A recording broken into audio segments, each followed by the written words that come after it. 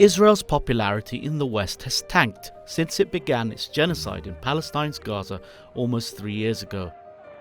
So is Tel Aviv now fueling anti-Muslim sentiment in the West to distract audiences from what it's doing in Gaza and the rest of occupied Palestine? Listen to Israel's Diaspora Affairs Minister Amichai Shikli. האנטישמיות לא מעניינת, לא את האירופאי הממוצע ולא את האמריקאי הממוצע.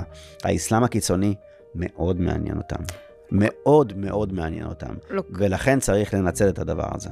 And there is evidence that this is more than just rhetoric. A leaked study commissioned by Israel's foreign ministry from US PR firm Stagwell found that messaging around radical Islam and jihadism was particularly effective with Western audiences. Israel has also been building relationships with the European far right. At an Israeli government conference on anti-Semitism in West Jerusalem, far-right politicians from across Europe were welcomed, including figures from France's National Rally, Spain's Vox and Poland's PIS. The irony is striking. Some of these movements have themselves faced accusations of anti-Semitism or have historical links to fascist and even Nazi politics. But Israel and Europe's far-right parties increasingly share a common message, the threat of radical Islam.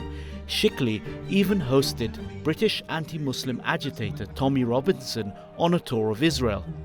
An Israeli Prime Minister, Netanyahu, has repeatedly warned of an invasion of radical Islam, recently calling Britain an Islamic republic and saying it could become the first Islamic republic with nuclear weapons.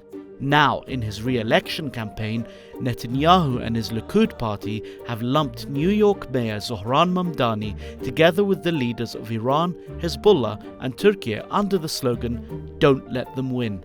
But there may be another reason for this shift. Israel has increasingly lost support from prominent figures on the American conservative right, including Tucker Carlson, Candace Owens and Marjorie Taylor Greene.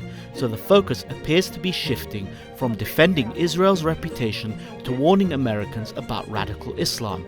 But even that strategy may be failing. The rise of politicians like the recently elected Abdullah Sayed, who recently won Michigan's Democratic Senate primary alongside growing criticism of pro-Israel lobby AIPAC, suggests that attempts to mobilize voters to support Tel Aviv unconditionally through fear of Muslims are facing growing resistance in the US.